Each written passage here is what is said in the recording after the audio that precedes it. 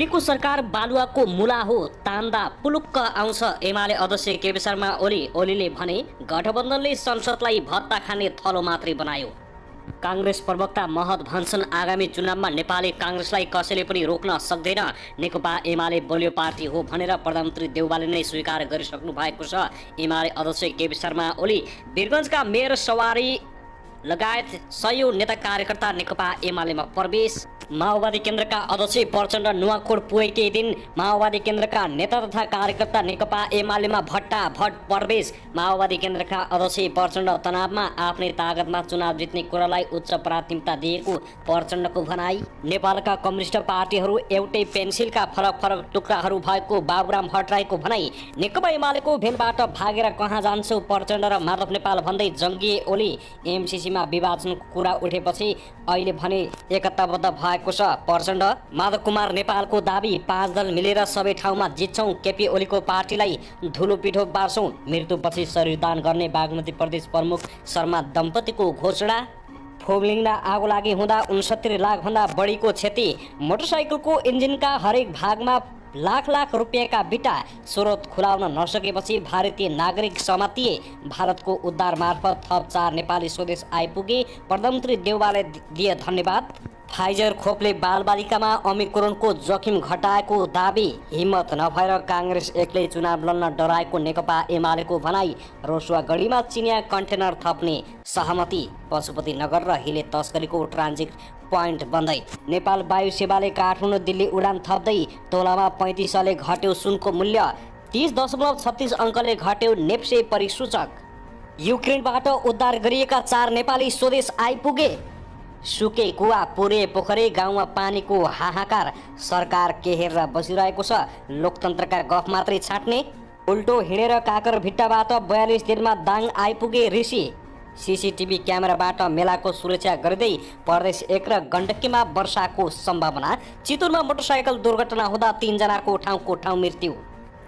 परीक्षाको पर्खाइमा बसेका विद्यार्थीहरूलाई आयो निकै ठुलो खबर। कक्षा 12 को परीक्षाको कार्यतालिका सार्वजनिक। एसई परीक्षा वैशाख 9 गतेदेखि 20 गतेसम्म हुने। अन्य परीक्षा कहिलेबाट हुँदैछन् सम्पूर्ण जानकारी आजकै भिडियोमा। र पल शाह र समीक्षा अधिकारीको काण्डमा मतियार बनेको भन्दै पल शाहका म्यानेजरलाई प्रहरीले गर्यो पक्राउ। मचियो खैराबिला। पल शाह धरोटुमा छुट्ने चर्चा के साँच्चै के हो त? सम्पूर्ण जानकारी अब हेर्नुहोस् पुरै समाचार। यहाँहरूलाई हार्दिक स्वागत छ। यदि हाम्रो च्यानललाई अहिलेसम्म सब्स्क्राइब गर्नु भएको छैन भने सब्स्क्राइब गरी नजिक रहेको बेल आइकन दबाई हामीसँग जोडिनुहोला। दर्शक सदा झैं आज पनि हामी तपाईहरुमाझ देशभरका विभिन्न खबरका साथ उपस्थित भइसकेका छौं। यो भिडियोलाई अन्तिमसम्म हेरी हामीले साथ दिनुहोला। दर्शकबिन हाम्रो मेहनतको लागि एउटा सानो लाइक गर्न भनी नभुल्नुहोला। कहाँदेखि हेर्दै हुनुहुन्छ, के भन्न चाहनुहुन्छ? के तपाईँ हाम्रो च्यानलमा रेगुलर हुनुहुन्छ? यदि रेगुलर हुनुहुन्छ भने रेगुलर देख्नुहोस्। यदि तपाईँ नयाँ हुनुहुन्छ भने सब्स्क्राइब गरी जोडिनुहोस् ताकि नयाँ अपडेटका साथ हामी तपाईहरुमाझ दैनिक रूपमा उपस्थित हुने गर्दछौँ। साथै हाम्रा अपडेटहरू तपाईहरूलाई के कस्तो लागिरहेका छन्, सल्लाह सुझाव प्रतिक्रिया अवश्य पनि कमेन्ट मार्फत छोड्न नभुल्नुहोला। दर्शकबिन आउनुहोस् आजको पहिलो खबरतर्फ लागौं। नेकपा एमालेका अध्यक्ष केपी शर्मा ओलीले 5 दलीय गठबन्धनको सरकार फाल्न आगामी चुनाव पर्खिराखेको बताएका छन्। काठमाडौँमा आज शनिबार नेपाल निजामती कर्मचारी संगठनको महाधिवेशन उद्घाटन समारोहलाई सम्बोधन गर्दै अध्यक्ष ओलीले आगामी चुनावबाट एमाले बहुमतका साथ सरकारमा फर्किने दाबी गरेका छन्। एमाले निकट कर्मचारीलाई ओलीले भने तपाईहरूले सरकारलाई असहयोग गर्न मिल्दैन, यो सरकारलाई सहयोग गर्नुहोस्, यो सरकारलाई ठेगान त हामी लगाइहाल्छौँ। उनले 5 दलीय गठबन्धनको सरकारलाई जरा नभएको सरकारको संज्ञा दिएका छन्। यो सरकार ठिक छ कि छैन तपाईहरूले छुट्याउनु पर्दैन, यो सरकारलाई ठिक त हामी लगाइहाल्छौँ नि। अध्यक्ष ओलीले भने यो सरकार केही पनि होइन, मुलाको पनि सानोतिनो भए पनि जरा त आउँछ, यसको त जरा नफरा। 5 दलीय गठबन्धन र सरकारलाई तह लगाउन निर्वाचन पर्खिरहेको ओलीको भनाइ छ। यो सरकार बालुवामा लगेर राखेको नक्कली मुला जस्तो तान्यो कि टपक्क आउँछ। ओलीले भने हामी खालि यसलाई तान्ने दिन खोजिरहेका छौँ। ओलीले आगामी चुनाव 5 दलीय गठबन्धन र यो सरकार फाल्ने दिन हुने दाबी गरेका छन्। चुनावबाट भाग्न खोजिरहेका छन्, भागेर कहाँ जान्छन्? ओलीले भने भागेर कहाँ जान्छन्, चुनाव त गर्नै पर्छ, हामी देखाइदिन्छौँ। दर्शकबिन त्यसगरी आउनुहोस् अब अर्को खबरतर्फ लागौं। नेकपा माओवादी केन्द्रका अध्यक्ष पुष्पकमल दाहाल प्रचण्डले आगामी स्थानीय तहको निर्वाचनमा आफ्नै तागतमा जित्ने गरी अगाडि बढ्ने बताएका छन्। आज शनिबार प्रेस सेन्टर नुवाकोटले आयोजना गरेको पत्रकार सम्मेलनमा बोल्दै अध्यक्ष प्रचण्डले आफ्नै बलमा चुनाव जित्ने कुरालाई प्राथमिकतामा राखिएको बताएका हुन्। जनतासँग सम्बन्ध बलियो बनाएर आफ्नै बलमा जित्ने कुरालाई प्राथमिकतामा राखेको उल्लेख गर्दै उनले तालमेल हुने स्थिति बनेमा गठबन्धनकै बीचमा तालमेल गर्न जोड दिने पार्टीको नीति रहेको बताएका छन्। हामीले आफ्नै खुट्टामा उभिएर जनतासँग सम्बन्ध बलियो बनाएर आफ्नै तागतमा जित्ने कुरालाई उच्च प्राथमिकता दिने भनेका छौँ, तर फेरि निर्वाचन नजिक आउँदै गर्दा कसैसँग तालमेल गर्ने स्थिति बन्यो भने तालमेललाई पनि ध्यान दिने, गठबन्धनकै बीचमा तालमेल गर्न जोड गर्ने भन्ने नीति छ उनले बताएका छन्। अध्यक्ष प्रचण्डले एमसिसीका विषयलाई लिएर पार्टी विभाजित होला भन्ने आशंकाहरू उठेको उल्लेख गर्दै पार्टीलाई एकताबद्ध ढङ्गले लैजाने सहमतिका साथ चुनावी अभियानमा पार्टी लागेको बताएका छन्। उनले भने अहिले हामी सम्पूर्ण रूपले चुनावमा केन्द्रित भएर जानुपर्छ, पार्टीलाई एकताबद्ध गरेरै लैजानुपर्छ र अभियान देशव्यापी रूपमा चलाउनुपर्छ भनेर हामीले सर्वसम्मत रूपमा निर्णय गरेर अगाडि बढ्ने भनेका छौँ। दर्शकबिन त्यसैगरी आउनुहोस् अब अर्को खबरतर्फ लागौं। युद्धग्रस्त क्षेत्र युक्रेनबाट 4 जना नेपाली स्वदेश फर्किएका छन्। उनीहरू भारत हुँदै शनिबार दिउँसो नेपाल आइपुगेको सरकारले जनाएको छ। उनीहरू भारतको सहयोगमा उद्धार गरिएको प्रधानमन्त्रीको सचिवालयले जानकारी दिएको छ। भारतले अपरेसन गङ्गा नाम दिएर युक्रेनमा रहेका नागरिकको उद्धार गरिरहेको छ। सोही क्रममा नेपाली नागरिकको पनि उद्धार गरिएको हो। नेपाली नागरिक उद्धार गरिएकोमा प्रधानमन्त्री शेरबहादुर देउवाले भारतीय प्रधानमन्त्री नरेन्द्र मोदीलाई मुरी धन्यवाद दिएका छन्। त्यसैगरी आउनुहोस् अब अर्को खबरतर्फ लागौं। उल्टो पैदल यात्राबाट मेची महाकाली हिँडेका दाङका ऋषि परिवार 42औं दिनमा दाङ आइपुगेका छन्। स्वास्थ्यका लागि उल्टो पैदल यात्रा भन्ने नाराका साथ गत माघ 15 गते झापाको काकडभित्रबाट उल्टो यात्रा सुरु गरेका परिवार शुक्रबार बेलुका दाङको धानखोला आइपुगेका हुन्। तुलसीपुर उपमहानगरपालिका 3 घर भएका परिवारले स्वास्थ्यका लागि हिँड्नुपर्छ भन्ने सन्देश दिन मेचीदेखि महाकालीसम्म उल्टो पैदल यात्रा सुरु गरेका हुन्। उनी शुक्रबार खोलामै बास बसेका थिए। उनले अब 22 दिनमा महाकाली पुग्ने लक्ष्य रहेको बताएका छन्। उनले 2 पटक गिनिज बुक अफ वर्ल्ड रेकर्डमा नाम समेत लेखाइसकेका छन्। सन् 2020 जनवरी 21 मा जम्पिङ जक्समा उनको नाम आएको थियो। उनले 1 मिनेटमा 123 पटक जम्प गरेका थिए। त्यस्तै इजिप्टका नागरिकले 30 सेकेन्डमा 54 पटक लाठी घुमाएको रेकर्ड उनले 57 पटक गरेर तोडेका थिए। दर्शकबिन त्यसैगरी नेपाल वायु सेवा निगमले यही फागुन 30 गतेदेखि काठमाडौँ दिल्ली रुटमा दैनिक 2 उडान गर्ने भएको छ। भारत सरकारले भारतमा सबै प्रकारका व्यावसायिक उडान खुला गरेसँगै दिल्लीका लागि दैनिक 2 उडान गर्ने नेपाल एयरलाइन्सले जनाएको छ। अहिले यस रुटमा निगमले दैनिक 1 उडान गरिरहेको छ। हाल भारतबाट विस्तारा एयर, इन्डिगो एयर र एयर इन्डियाले नियमित उडान गरिरहेका छन्। नेपालबाट यो रुटमा उडान भर्ने निगम एक्लो कम्पनी हो। भारतको बनारसमा बुद्ध एयरले उडान भर्दै आएकोमा कोरोनाको सङ्क्रमणपछि ठप्प भएको छ।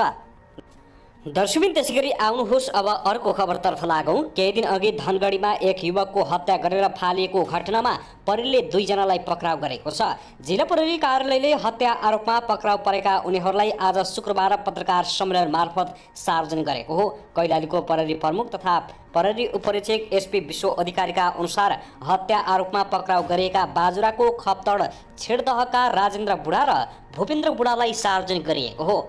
बुढा दहीले मिलेर कुलदीप गुप्ताको हत्या गरेको प्रहरी अनुसन्धानबाट खुल्न आएको छ।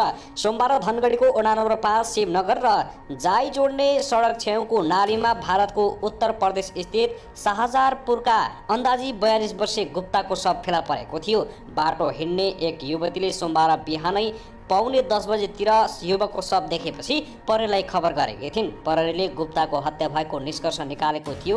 गुप्ता भारतबाट धनगढी शिवपुर धाम नजिक डेरा गरेर बस्दै आएका थिए। घटना थाहा पाए लगतै प्रहरीले अनुसन्धान कार्य तीव्र पारेको बताएको छ। त्यसैगरी उता भने मिथिला माध्यमिकी परिक्रमामा सहभागी एक महिलाको मृत्यु भएको छ। मृत्यु हुनेमा महोत्तरीको भङ्गहा नगरपालिका 3 भङ्गा टोल बस्ने 55 वर्षीय तिलिया देवी मुसहर रहेको प्रहरीले जनाएको छ। भङ्गवा नगरपालिका 9 कञ्चनवन स्थित आधारभूत विद्यालयमा विश्राम गरिरहेकी महिला शुक्रबार बिहान मृत अवस्थामा फेला परेकी हुन्। घटना विषयमा अनुसन्धान भइरहेको जिल्ला प्रहरी कार्यालय महतरुले जानकारी दिएको छ। यसअघि पनि परिक्रमको 5औं दिन गत सोमबार जलेश्वरमा बेहोस भएर एक महिलाको मृत्यु भएको थियो। माध्यमिकी परिक्रमा सहभागी भारतको बिहार राज्य स्थित मधुबनी जिल्लाको भाइसपट्टी थाना बासुपट्टी बस्ने राजेन्द्र शाहकी 50 वर्षीय पत्नी परिमला देवी शाहको मृत्यु भएको थियो। दर्शकबिन त्यसैगरी आउनुहोस् अब अर्को खबरतर्फ लागौँ। रुकुम पूर्वको सिस्ने गाउँपालिका 2 प्वाङको बुर्केसला जङ्गलमा फेला पारिएको सकेट बम डिस्पोज गरिएको छ। कालो प्लास्टिकको ड्रमभित्र लुकाइराखेको अवस्थामा फेला पारिएको सकेट बम आज शुक्रबार दिउँसो नेपाली सेनाले डिस्पोज गरेको हो।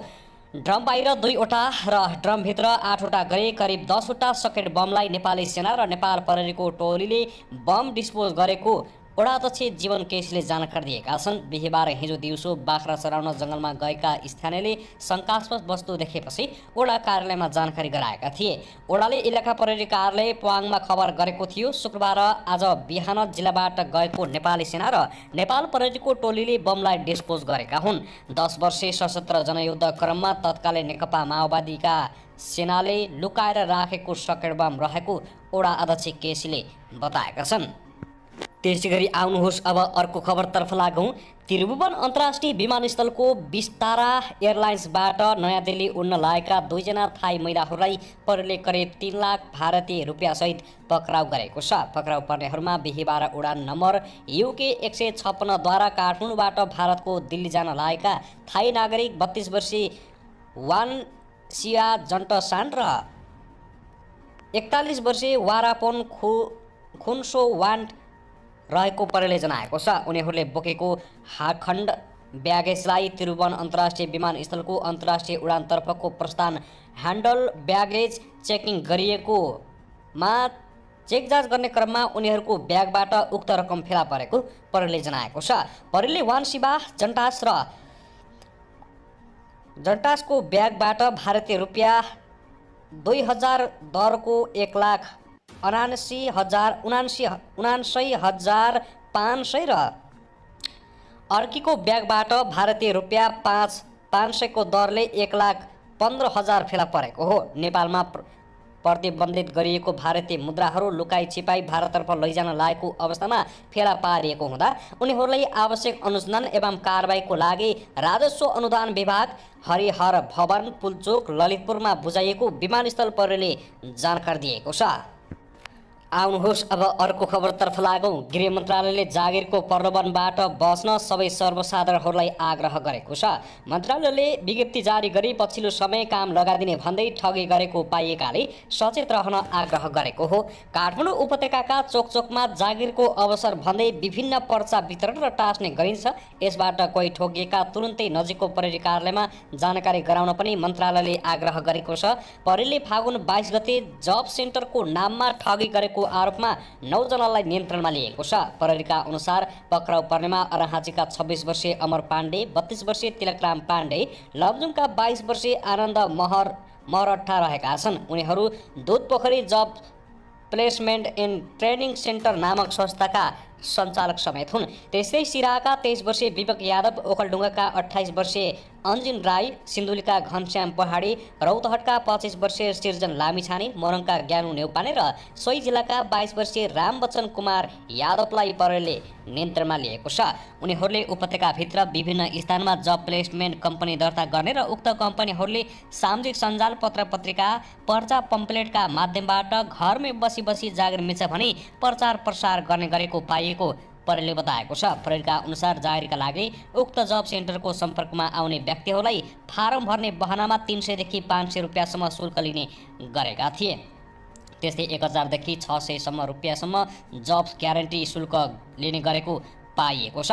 उनीहरूलाई आवश्यक कारबाहीका लागि महानगरीय प्रहरी वृत्त नयाँ बानेश्वर र बालजुमा पठाइएको प्रहरीले जनाएको छ।